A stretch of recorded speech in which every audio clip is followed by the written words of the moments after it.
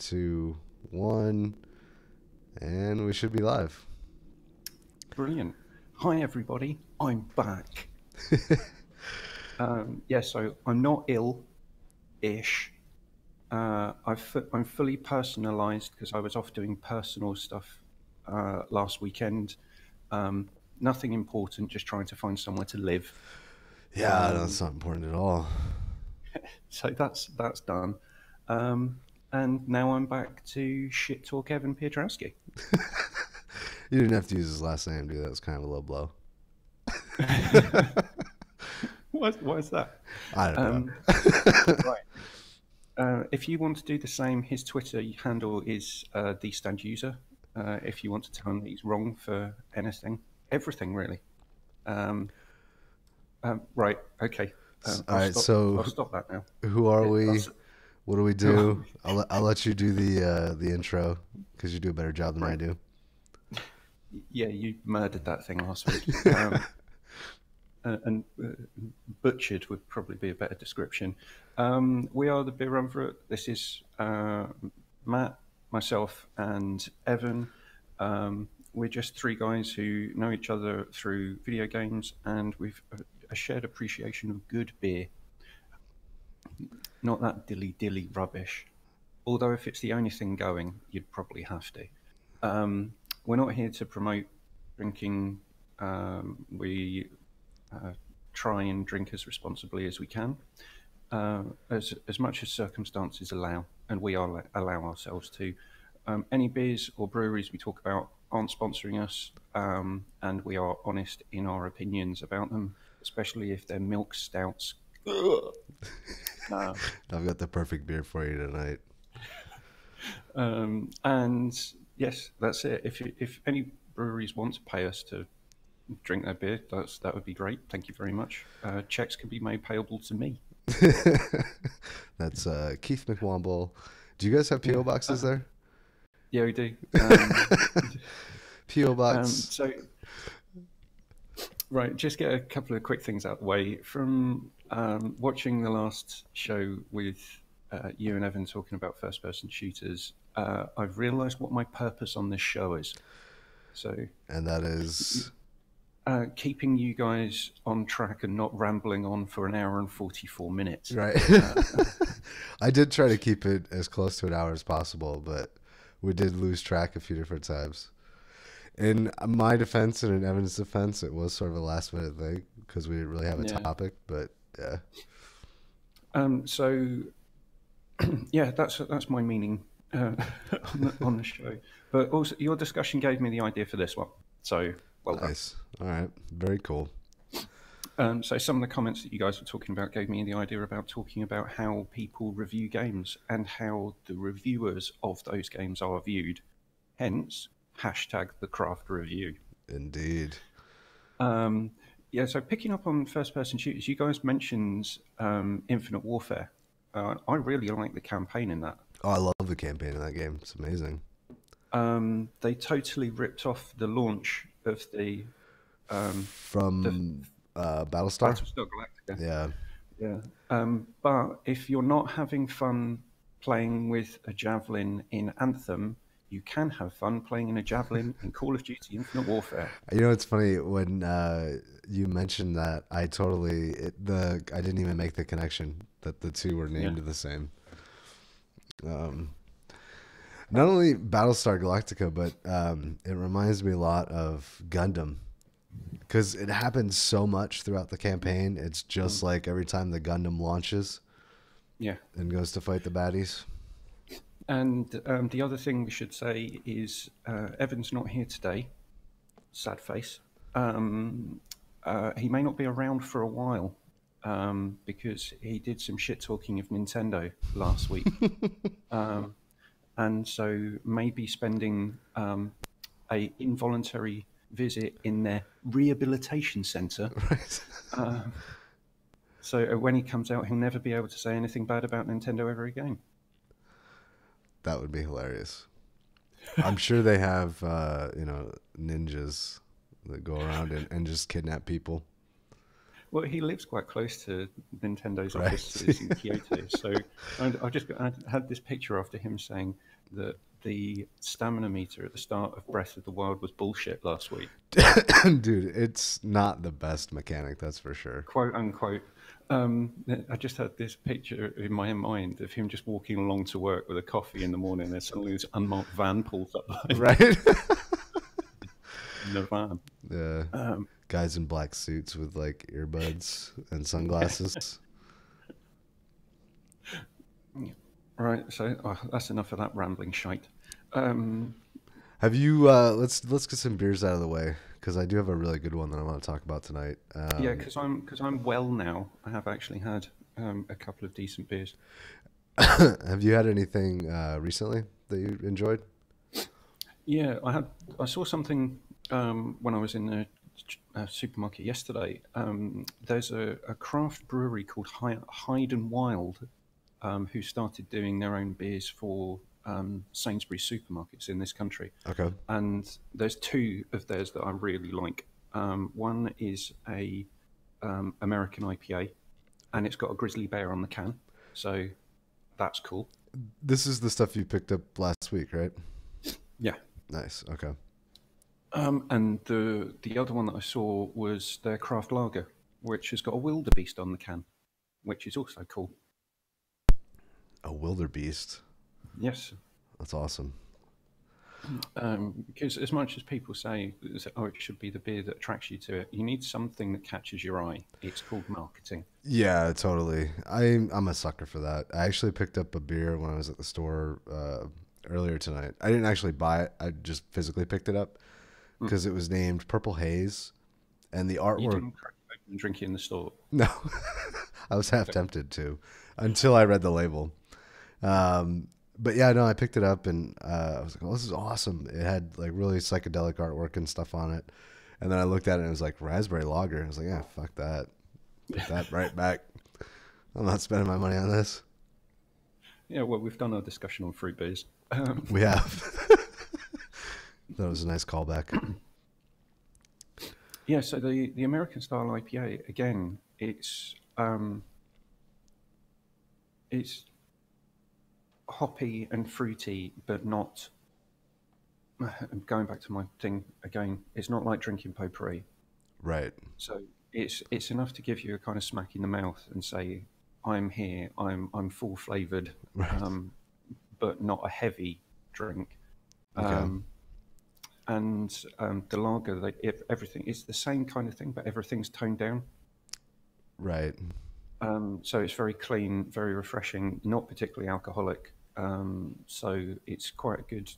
You could quite easily have four and not be binge drinking, as it would be classed as by the medical examiner's office or the Well, Surgeon General. that's true for a lot of pub ales in the UK, right? Like Yeah, a lot of them no, are 4.5, no, 4%. yeah, quite a lot of them now. You're starting. It's rare now for me to go into a pub and see something that's around about 3.5, 3.8 Really? ABV.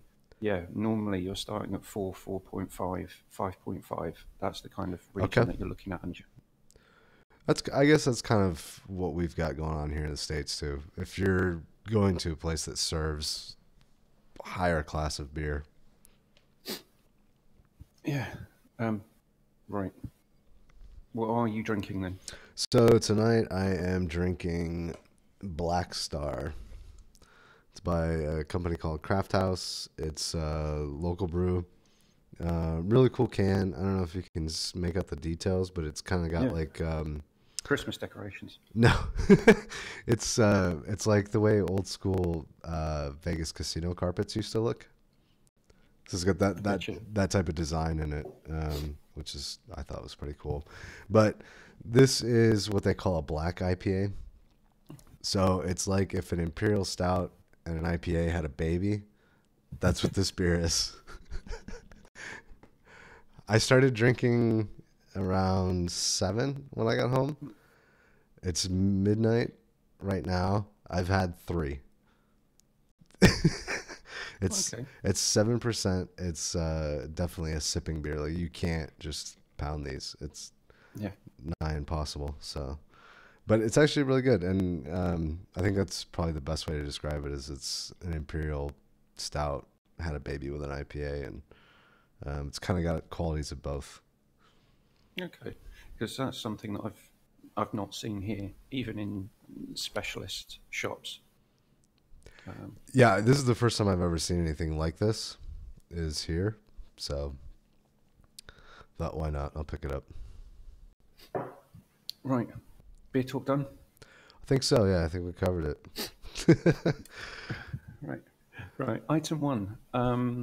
I went to a exhibition covering video games as art at the Victoria and Albert Museum in Knightsbridge in London, which is mainly known as being a specifically art-focused museum. Right. So it was a relatively big deal for them to accept video games as an art medium inside the walls of the building.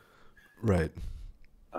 And it was interesting how they laid out the exhibition because it was in effect a exhibition for people who don't potentially like or understand video games. Okay. All right. So it was more a exposition for that sort of person, to say, look, here's the amount of effort and skill and time and dedication that goes into making this type of medium. Right. Something that Marcus Beer really got pissed off with about E3, which is don't let kids in because it's meant to be for a mature audience. This exhibition was meant to be for 16s and above, Interesting. and Okay. there was kids running around all ages. And I'm not saying that you should not allow children to see certain things, but some of the topics that they were discussing, these children would not have had the level of intelligence to understand or the emotional intelligence to comprehend some of the things that were being talked about. Even at 16? At 16, you would, but I'm talking 5, 6, 7, 8, 9, 10. Oh, you're saying that people brought like their real younger children. Yeah, Okay. which was okay for the Splatoon section, not so good for the Bloodborne section. Jeez. Okay. Yeah, I was kind of curious because you shared some stuff on Twitter, and I purposefully avoided asking you any questions about it because I knew we were going to talk about it. So I saw the stuff you shared, and then I also took a look at the website. It looked like they had sections designed for like real basic fundamental concepts, and then like some arcade kiosks and things like that. So was it specifically broken down into here's Splatoon, here's Bloodborne, here's Uncharted? Yeah, it was broken down by a game. Okay. So the first section of the exhibition, you had the different game kiosks. Okay. So you had Journey, and they had a huge, probably the size of the wall behind me, screen of the section of Journey where you're doing the slides Sliding. down the mountain. Yeah. And it was massive in 4K. Oh wow. It was absolutely beautiful. And I think this was one of the things they wanted to smack someone in the face first. It's like, you think video games are stupid, you're an art lover. Well, look at what this is. Right. It's a good example too. Yeah. And they had some of the original concept art there, some of the original level design sketches, to show people that these people aren't just sitting in front of a computer coding. There are people there. It's multifaceted, multi-skilled in terms of video game development. Right. So you had Journey as you walk into your right, and Bloodborne to your left. And it was that literal second that I heard my first probably 12, 13-year-old go, "Oh, Bloodborne's sick." Okay. And then, unfortunately, they proceeded to follow me around. Not follow me around, but you know what I mean. If you're going around an exhibition, you're if you get into the exhibition at the same time, you're likely to follow people around Right, at the right. same Yeah, because kind of rate. So every time they got to the next thing, it's, oh, that's so sick. each exhibit's about the same amount of time, so everybody's kind of following through. Yeah, but so Journey, it was there. They had the original level code, high level code map. So for the Okay. first section of the level, they had it broken down by what you would be doing. So activity, walking, sliding, all of those kinds of things. If there was a puzzle element, and it was all broken down in stages, Well, and the thickness, they had each one graded by thickness and color coded. that's interesting. So the first section where you first enter Journey, it was really thick on walking and exploration.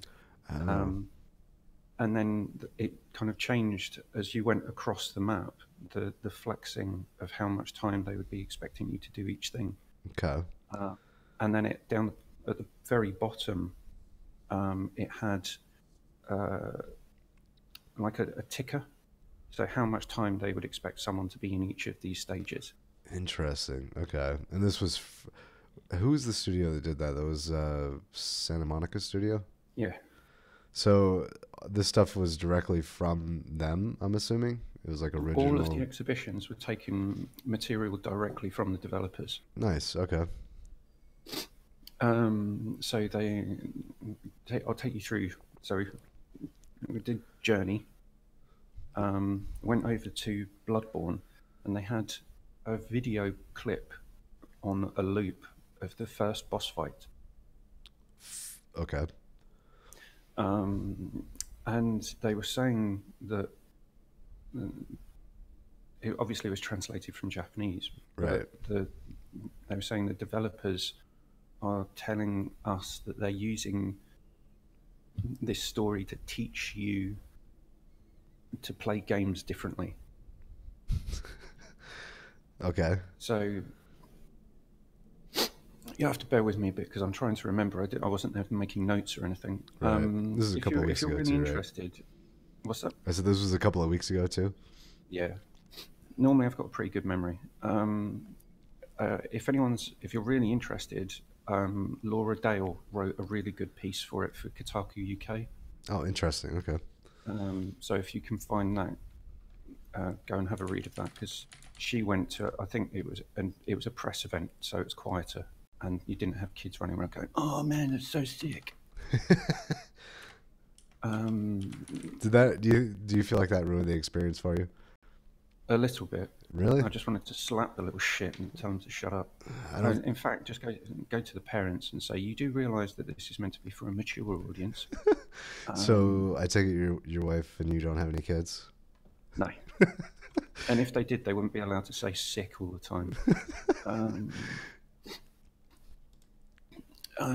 So yeah, right. Bloodborne, teaching you to play games differently. So they as a development team felt that people had got into a bit of a groove of playing games in a type of way.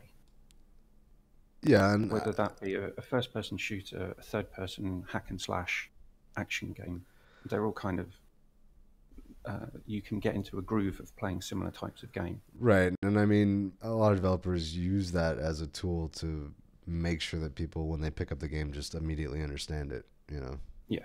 So they were coming at it from an angle of we can have some sense of familiarity, but we want to teach people to think differently about how you would play, say, Bloodborne to Dynasty Warriors.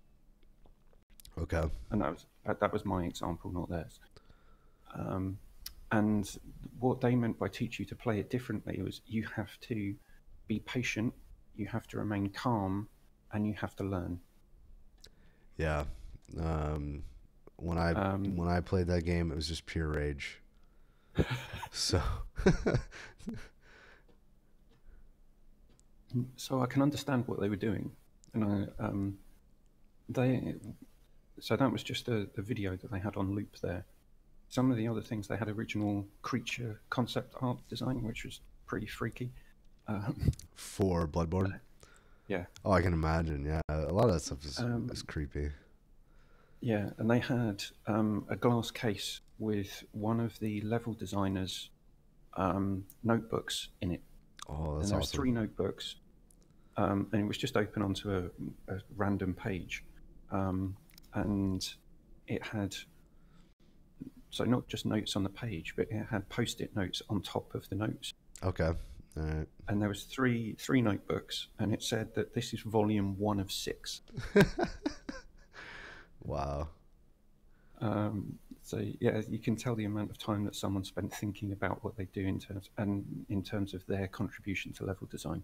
Right. Um, um, yeah, but the Bloodborne exhibition was pretty packed, so couldn't actually spend too much time Well, dude, of there. course it was packed. It was sick, bro. Yeah, don't you start. Um, What what so other what other exhibits did they have? What other games and stuff? the next one was The Last of Us. Oh, okay. All right. So this is where they started to getting into um, the games as cinematic storytelling type vein. Right. And again, they had original concept art both for character design and environmental design.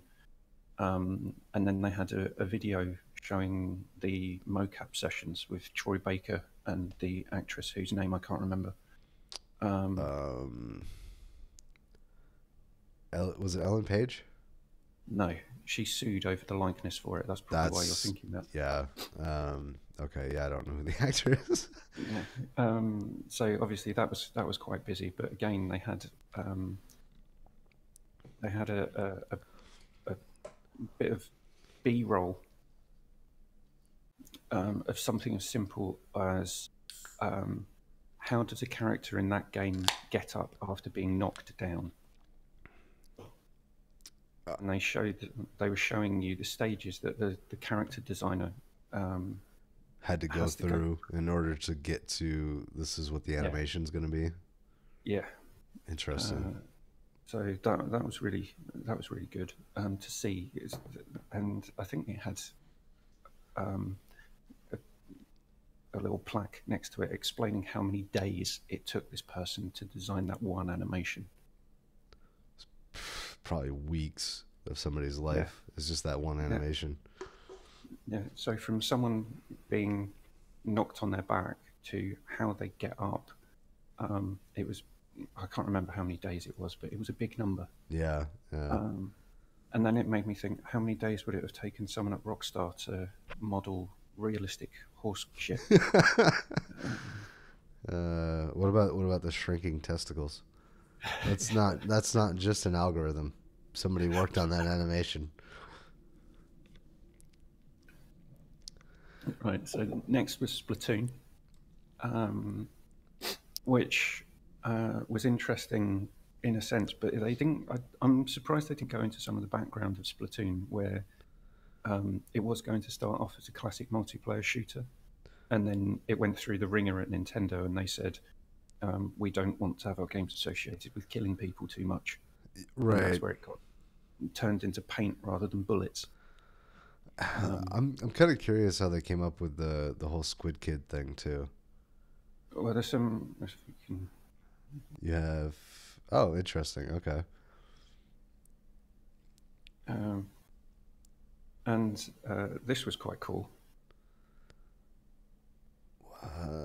Let's see. Is that in game or that's stuff No, that's that's real. That oh, was okay. real merch that you can buy. Oh, that Um, sucks. so yeah, didn't Splatoon was rammed as well, with kids running around. So parents using their children as a territory denial system. Uh, Just running interference. yeah, Splatoon's one of those games I never really got into. I think it's an interesting concept. I don't know. yeah. Never picked There's it up. one of the other games that because it wasn't a high-profile one, I could spend a bit more time there and read. Was Kentucky Route Zero. That yeah, it's an adventure game, right? Yeah, and we would say interactive storytelling, Okay. whereas All right. they described it there as interactive literature. because they have to be snobby. Yeah, it's not quite IF. Yeah. Um, but one of the interesting things about that game, the designers took inspiration from a 16th century French painting. Really? I So would have never guessed that for that game. no. So if can I find the picture of the painting?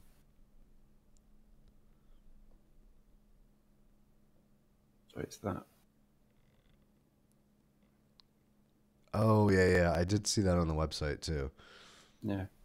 Um, so it was quite clear that what they were trying to do with the people who would go to this exhibition who weren't interested in video games is to say, these Here's people, how it connects yeah, back to actual fine art.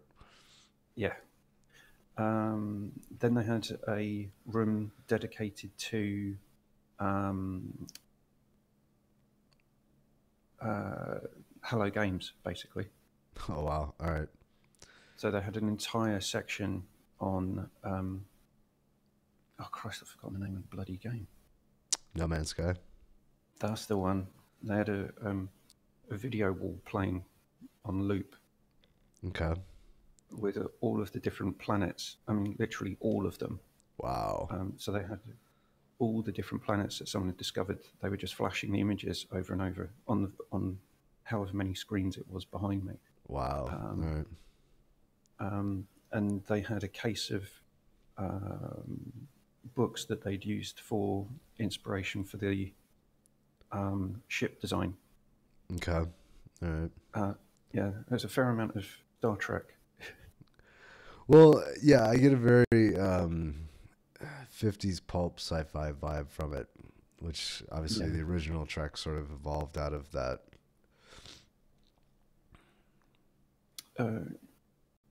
Yeah, so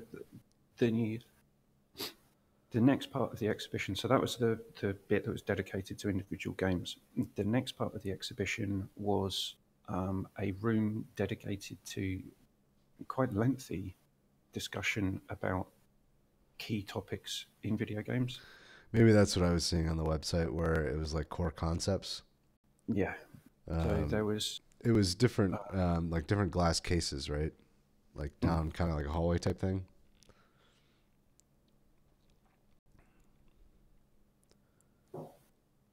Just finished my tea before it goes cold.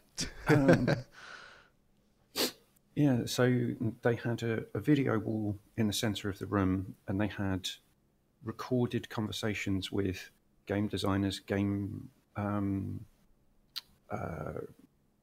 journalists, sociologists, historians, and they were going through the various different topics. So the first topic was about the prevalence of the use of guns in games. Okay. Which you and I, knowing who we are, we know significant amount about why that is the case and how it doesn't contribute to violence. Right. Yeah, we can get on that later, I guess. No, let's not. That's been done to death, if you'll excuse the pun. The next bit was about objectification of women in video games as a criticism. Okay. Which was an interesting discussion piece, because there were people there saying there needs to be more representation of women in video games in a better light. And just off the top of my head, I was just thinking, you just had a bit about The Last of Us. Right. Did you not see Ellie? Yeah, and Tomb Raider and Samus. Yeah. And well, they use Tomb Raider as an example of objectification. I don't really feel that that's the case, though. I mean, yeah. Well, back in the day, it was a bit massive pointy boobies. Well, yeah, I mean, I think that's a casualty of how poorly polygonal graphics were back then, though. Yeah. Well, yeah, and also I think we need, if you look at the character designs, we need a sexy lady to sell the game. Yeah. Whereas the modern boot, it's much more gritty. Lara's much more anatomically balanced. I was going to say a rounded character, but you could take that for euphemism as well, couldn't you? Yeah. But it was interesting, that section, because there was a video games journalist, I can't remember what her name was, in the previous section really put me off, because she said guns are too prevalent in video games, but with lots of independent game designers, there's less focus on the need for guns, and that would get rid of the perceived link to violence. And then she kind of had to check herself and say there is no medical evidence that there is a link. And always the qualifier. Yeah. So that put me off her a little bit. In the second section, when we're talking about the view of women in games, Right. there was a sociologist who was there, and I'm going to quote her because it was quite interesting, and it's because it is quoting her. This isn't my language; it's hers. That's how quotes work. So she said she struggled when she was younger to deal with her womanliness and her queerness. Okay. So she found games where she could express herself differently through an interactive medium helped Right. her in her real life. So well done, video games. Yeah, I could see that, how it might be difficult to reconcile those two things in your mind. Yeah, especially if you're, say, an adolescent. Well, as an adolescent, and just the way that society projects those concepts. Yeah. And so that was really interesting to hear her talk about the one good thing that happened through World of Warcraft. Nice. Okay. So she was able to be a more confident, outgoing, understanding person of her own self through living in, is it Azeroth? Azeroth? You're talking about the land. The place in World of Warcraft. I have to admit, I haven't played much of World of Warcraft. So she was living. Her experience in the real world was improved by her becoming more confident by playing as a character in World of Warcraft. I'm pretty sure it's Azeroth. Who cares? That was just that was a quick search on Wowpedia. Yeah. What was the next topic was the kind of underrepresentation or lack of more diverse group of game designers. Okay. So you think of the core countries that design games, it's the US, Japan, clump Europe together. Right. But you don't really have game designers or notable game designers in, say, Arab countries or Africa or India. And they used an example of a Saudi game designer who wrote all his code in Arabic. Interesting. Okay. So that was quite interesting, if not a bit incomprehensible because I don't read Arabic. Yeah. I'm trying to think. I think there's quite a few game development studios in Brazil, if I'm not mistaken. I don't know why that country in particular. Yeah, tax breaks. That's a possibility, I guess. Yeah. That's why Canada's got so many. Yeah, it's why Quebec has got so many, particularly. Right. Right, and then I can't remember the last one. It couldn't have been that interesting. I'm surprised there wasn't an exhibit specifically dedicated to just the act of play. That came right at the end. Oh, all right, okay. It was all weird shit. They didn't talk about like the evolution of war games and chess and like tarot. Oh, they mentioned chess when they were talking about violence. But chess is a game that was invented to teach people tactics in war. Right. Yeah.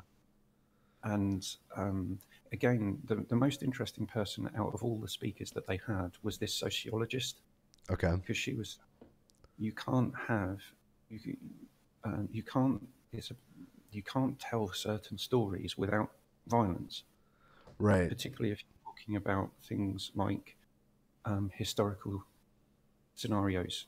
Right. You can't tell a story about ancient Greece without there being some violence. Yeah. I feel like if you get to the like a base level thematic aspect of video Mm. games, it's either violence or puzzles, Yeah. and a lot of times sort of mixed together.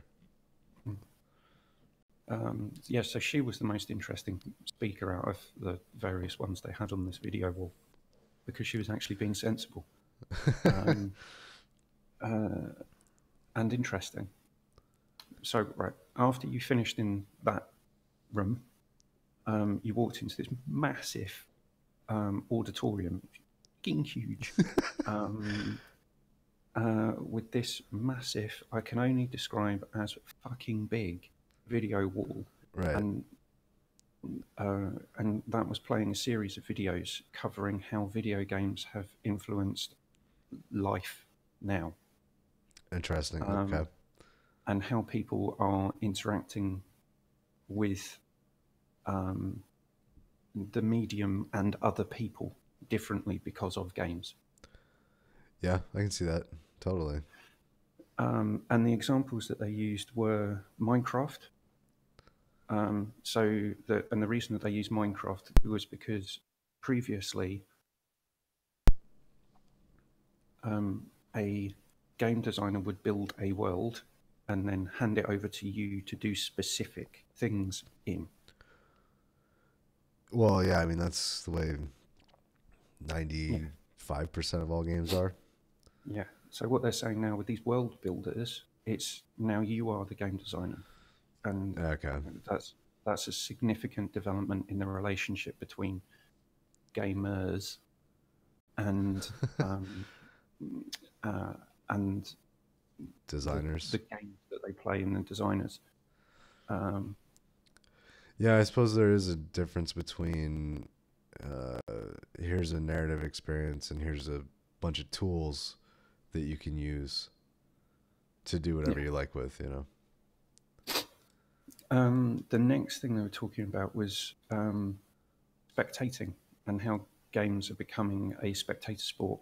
And Yeah. they showed the last 5 minutes of the match between Samsung Galaxy. I'm not sure if they're sponsored by anyone. Okay. Um, the team Samsung Galaxy, um, and some other team from China, in the League of Legends World Cup I final or whatever it was. Yeah, I was wondering if it was going to be League of Legends. It had to be Um, League or StarCraft, right? yeah, and they said they were showing the figure of how many millions of people were watching that live online, Right. and how that is a total um, shift in how people interact with spectating sports. Oh, So it's a definite paradigm shift because we've never had this before, right? It was yeah, always a solitary experience, or if you're lucky, with a few close friends. yeah.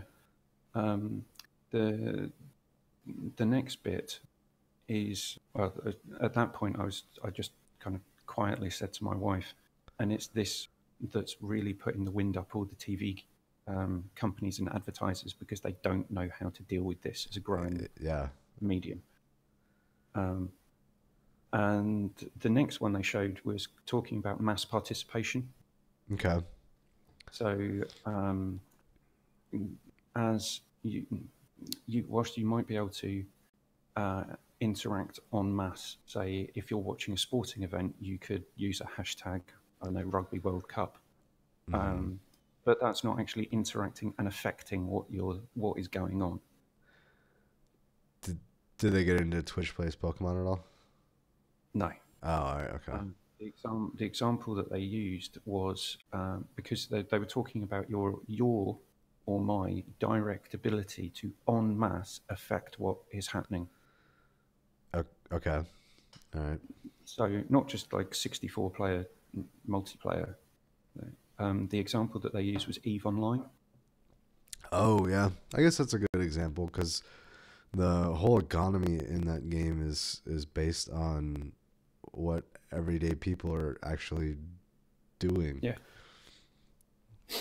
And they said I think it's a world record for the most number of people engaged with a single video game activity. Is Eve This Online? which no no this one event in Oh, EVE Online. okay. So there was a battle, a space battle that took place between two factions in EVE. Right. It involved 7,500 players, Jesus. and it went on for 21 and a half hours. Oh my God. Can you imagine being part of that and like having Yeah, to call so into work like, sorry, I'm raiding right now. but it was the real world cost of that space battle, which is I think is a battle of B dash 295, something like that. Something entirely Um, benign. yeah, so it said that these two factions had been going at it on and off for however long, and one of them, a couple of the players in the game were trading with one another, but from different factions, Okay. and one of them screwed the other over, and they started having a space battle, and then suddenly it exploded into It's this massive 7,500 people um, wow. being involved in this huge 21-hour space battle. I've always wanted to get into Eve Online, and it's just so impenetrable because it's been around forever, and it's incredibly deep to try and learn how to Yeah. get anywhere in that game. And they showed the real world cost of all of the ships that were destroyed. Right. Um, £3.5 million. Oh my God.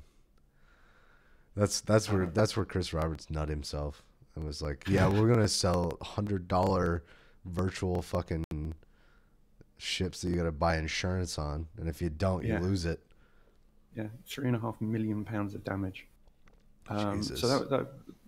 it was really interesting how they chose to represent those things and how games have affected um, how we participate, what we do in them, and how we can watch and engage with the medium. Right. And then you got to the weird shit. Okay, I'm really curious now. What was the weird shit? So you come out of there and you go into this small, just ante room, Okay. and you see stuff like that. Is that like Five Nights at Freddy's?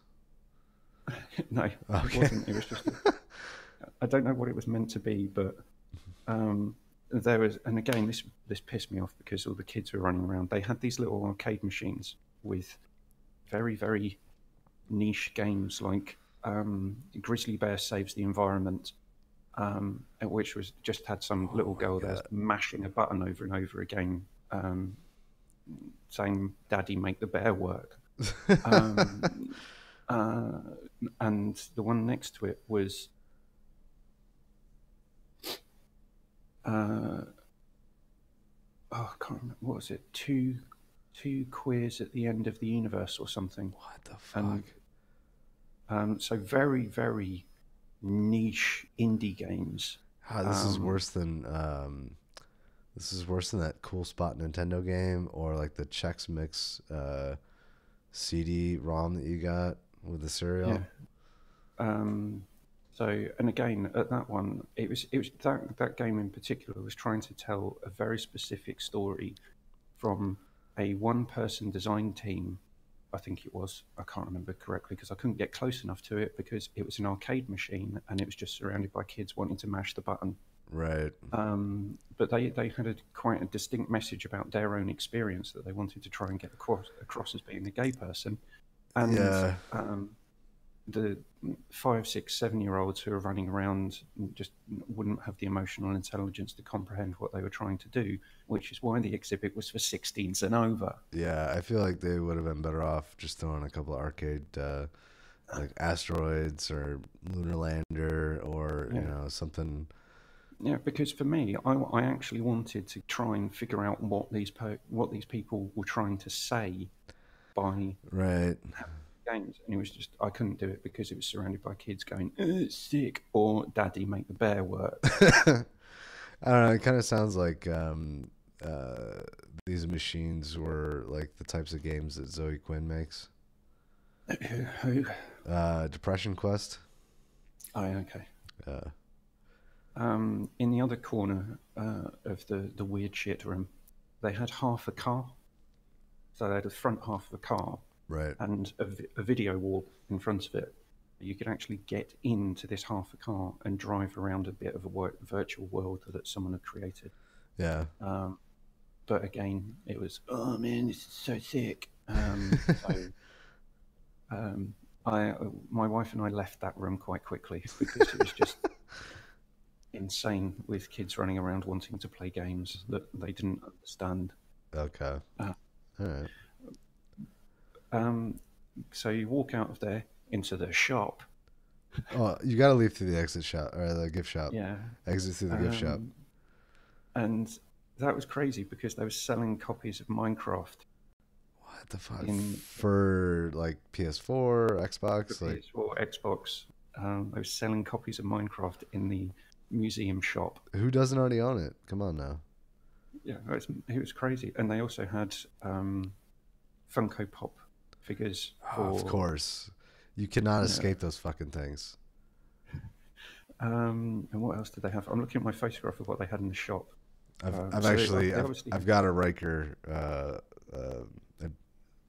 Riker from Next Generation Funko Pop that sits on my desk at work, so I can't complain too much. I wanted to get a Commander Shepard one, but now they're about £80 because they've been discontinued. I was gonna say it's like $100 or $120 now. That's ridiculous. So they had the obligatory book of the exhibition, but they were also selling things like the art of Mafia 3. They had loads and loads of really cool game-related posters, which pretty much had all sold out. Okay. They had Overwatch plushies, Funko Pop figures, and they had some game-related T-shirts and hoodies and things. But it was just a bit weird walking out and seeing in the Victoria and Albert Museum of Arts. Yeah, you can buy Minecraft here now. Wow, I probably would have bought like a T-shirt in one of the books or something. Yeah, it was really expensive. Well, it always is, dude. I mean, and also because of who I am and the media that I consume, I don't need someone to tell me how someone designed The Last of Us, because I can just find the stuff online that Naughty Dog have put together or other people have written. True. I don't know. Like I still have. And I wasn't paying $28.99 for the privilege. Yeah, I can see that. So what's that? About $35. Yeah. For a book of an exhibition. That sounds about right. Yeah. Rip-off merchant. I don't know, dude. I spent like one of the Star Trek conventions I went to here in Vegas. I think it was like $50 on a book of the shit that they auctioned. So like I didn't buy anything at the auction. I just bought the book to have it. So it was like, oh well, this one convention that I went to, this is the shit they sold. They sold, Spock's ear or whatever. Just the one ear. Yeah, it was. It wasn't a set. It was like one of the prosthesis ears that was used on set or whatever. Yeah, they hadn't dug up Leonard Nimoy's corpse and sliced it off. Right? Well, this is before he died. So. Okay, well, that's good to know. Anyway. Right. So talking about rip-off merchants, that may be a neat segue into topic number 2. Okay, I can see that. Which is, who said you could review video games? I have some ideas about this, but you apparently went to The I went whole to town on this yeah, one. you did the whole nine. You got a list of Yeah, shit. I didn't just go to town. I drew the map of the town. Okay.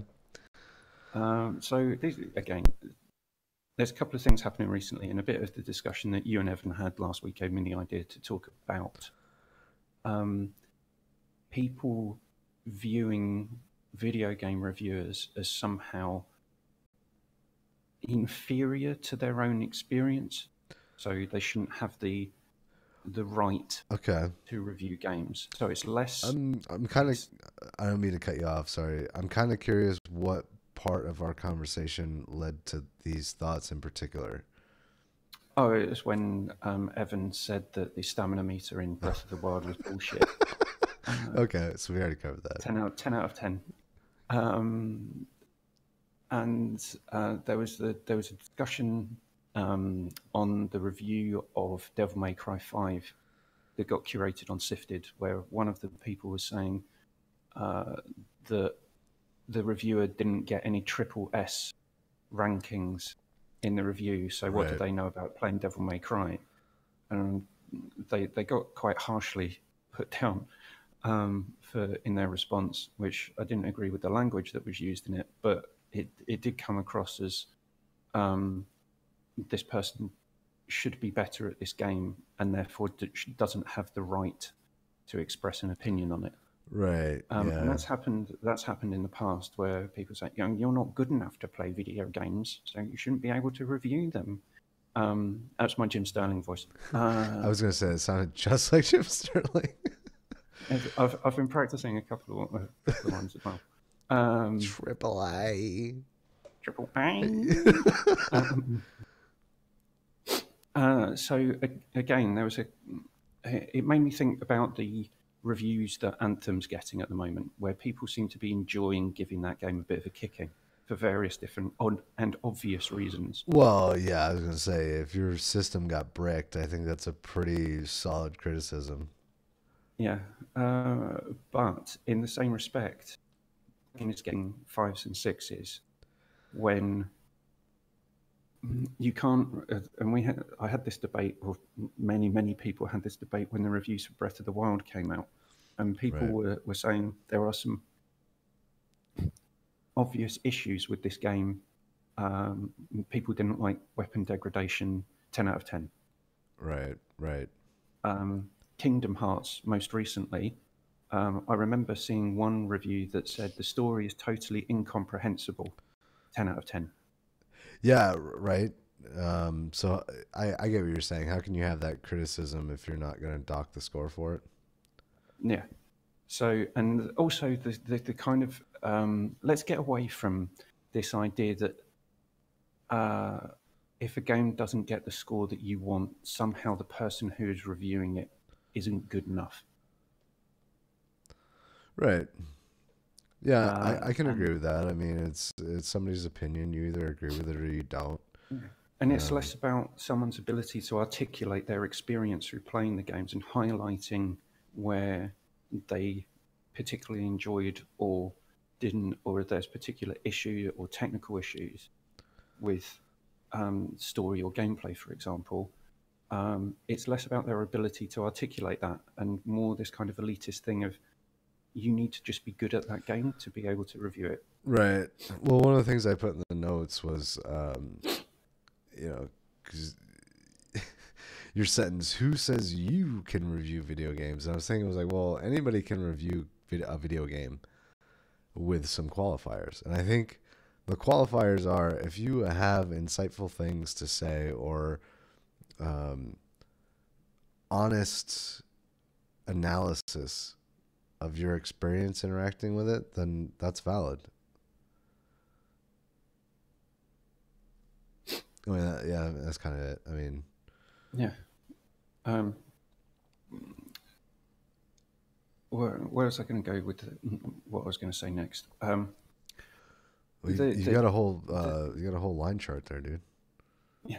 Well, I'll get to that in a second. And the other thing that annoys me about this idea that a 7 is bad. I don't know when that came about. I Oh, mean, I blame IGN because they're like the fast food version of video game reviews. I Whereas if IGN gives you a 5, that game must be an utter piece of shit, because I don't think I've ever seen them give a score below a 6. I don't know. I mean, Game Informer does it too. Yeah, They rarely. I mean, if it's below a 5 and it's in a Game Informer, like it's horrible because somebody thought it was good enough for somebody to play to write something on, and I feel like that's kind of. I don't know. I wish that I still had like my Game Pros and my official PlayStation magazines and stuff from back in the day, because I don't feel like I saw, even back then when it was all in print, even back then I don't feel like I saw many like 2s or 3s, or because if a game's that bad, nobody's gonna they wouldn't include it in the magazine, would they? no, nobody's gonna play it long enough to give it a fucking review. So Yeah. you kind of naturally go towards the 7 to 10 scale on here's every video game that exists, but we really only have time to play the shit that's actually worth your time to play. And those games are going to fall within a 7 to 10. And if it's exceptionally bad, then it's going to fall off into a 6 or a 5 and not really go much lower than that. Right. So just to cap off this discussion, I've written down some rules that for us elitist gamers, video game reviewers must follow from this point forward. All right, let's go through it. 1, you have to complete the game on the hardest difficulty. All right. 2, you have to have platinumed or 100%ed everything in the game. 3, you have to be a member of the official fan site. Okay. 4, you have to be a member of the unofficial fan site. All right. 5, you have read all supporting novels, graphic novels, short stories, including fan fiction. Okay. 6, you have a tattoo of or cosplayed of at least one of the characters in the game. And 7, you have written your own fan fiction, including but not exclusive to furry porn. Only then can someone be allowed to review a video game.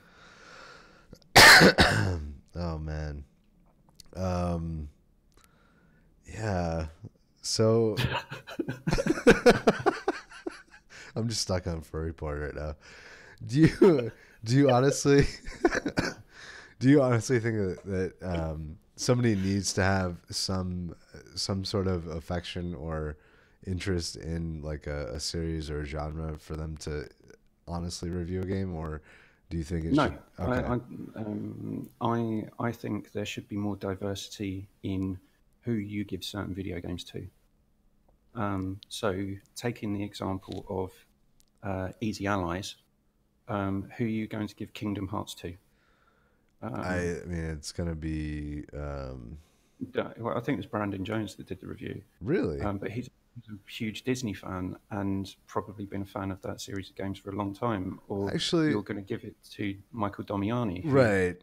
Yeah, that's who I was thinking, because I mean he did the timeline and everything. Yeah, you're not going to give that game to someone who doesn't know anything about the story already, because it's fucking impenetrable. Right. If you just gave that to a random person who wasn't already a Kingdom Hearts fan, they might come out of this saying, "What the hell have I just played?" Well, I don't know. Like with Sifted, Shane did his review, and he's never played any of the games before 3. Yeah, and I feel like and that came out in his review, his score for the story, which he got bored of the cutscenes. right, and we should probably mention but that. he didn't give it a 10 out of 10 on that basis. Well, I was going to say we should probably mention that the Sifted scale is a lot different than IGN, Game Informer, GameSpot. It's as objective as you could possibly get in reviewing games. Yeah, pretty much. So I mean, yeah, no game has gotten 10 out of 10 on Sifted yet. No game would, I don't think. And I don't think, I don't think any game really will. A bad thing. Because a game doesn't get a 10, that doesn't mean it's bad, for fuck's sake. Right. Yeah, I'm still impressed with myself that I managed to get through that list without laughing. Uh, I thought you were serious at first, dude, when you started listening to those, and I was like, "Wait a minute." uh, yeah, yeah, I missed out that someone would have to be an active member of the unofficial fan subreddit. Right? Uh, That's a yeah. You can do that instead of being part of the unofficial fan club. Just get on the yeah, subreddit. yeah. So I can understand why you would want to give certain games or certain styles of games to certain people, but that then perpetuates the problem of games getting similar scores. So if you gave, I don't know, one of the Souls games to someone that um, doesn't have any experience with them, they might have a very different um, view on the world to someone who's, oh, I love the Souls games. Well, yeah, I was gonna say like, if you gave those games to someone like me, I wouldn't even finish them. No, I'd just smash a controller and walk away. Right, and my review would probably not be very insightful. I don't know that I would have a lot of Yeah, interesting things to say about those games because I don't really play them, and I'm not very good at them. And I yeah. and I Well, and I don't have the drive to try and get good at those particular games. yeah, Um, and this is where I think it is symptomatic of a couple of things. One, the time that you need to get the review out. right. Yeah, totally. So if you were going to give a different type of game to someone who hadn't played it before, so if you want to give a racing sim to someone that's never particularly liked or enjoyed racing games, Right. they will need a longer time to write their review than someone who is experienced with Gran Turismo and Drive Club and Forza and whoever else. Right, which is nearly impossible for the publisher. I mean, the most that they're going to give somebody is a month, if at that. A lot of times it's like, here's 4 days. Yeah, Or here, come to our event. You don't get to take yeah, this home and play it. Like, you have to come here and stay here for 3 days, and we're going to direct you and tell you how to play the game and all that shit. And then you write your review, you know? yeah, and that's why I think it's more about this. Going back to the title of topic two, who said you could review video games. You need to pick people who can articulate those things, and I'm less concerned about the score as I am of what someone has actually said. Yeah, Let's not get fixated on the number. Let's listen to what the person's saying. yeah, but I mean, a lot of times I'll dig through the scores first.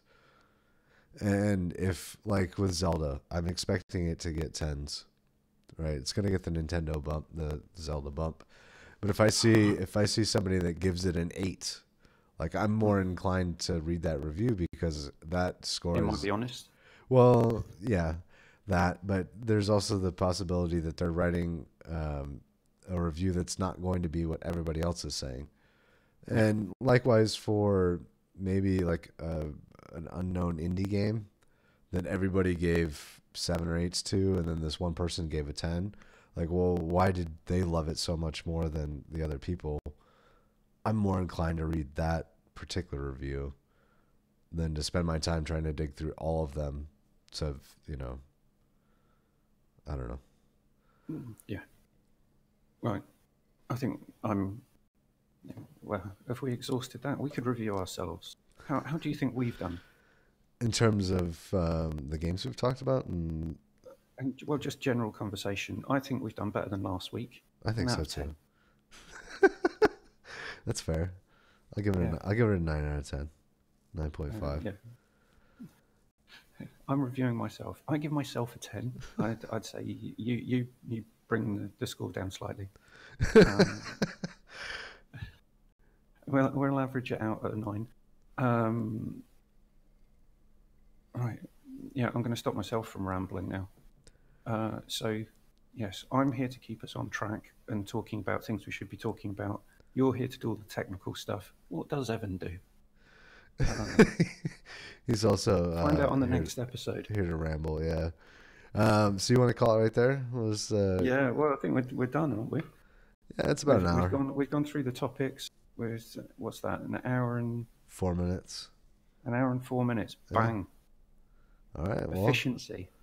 I do want to mention before we leave the Tetris 99 Maximum Cup tournament that Nintendo's putting on. Have you played Tetris 99 yet? No, it's free as well, isn't it? It's free as long as you have Nintendo on or the Switch Online or whatever. Okay. So it's 20 quid then. Yeah, I was one of those people. I was like, all right, $20 for the year. Let's see what the hell Nintendo does. And I have played more fucking Tetris in the last month or whenever this came out, a couple of weeks ago. I think that I have in my entire life. So wow. Props to Nintendo for bringing back a classic. Well done, Nintendo. Yeah. Give Evan back. We need him. Sorry for saying something mean about your games. All right. So on that note, we're out. Peace.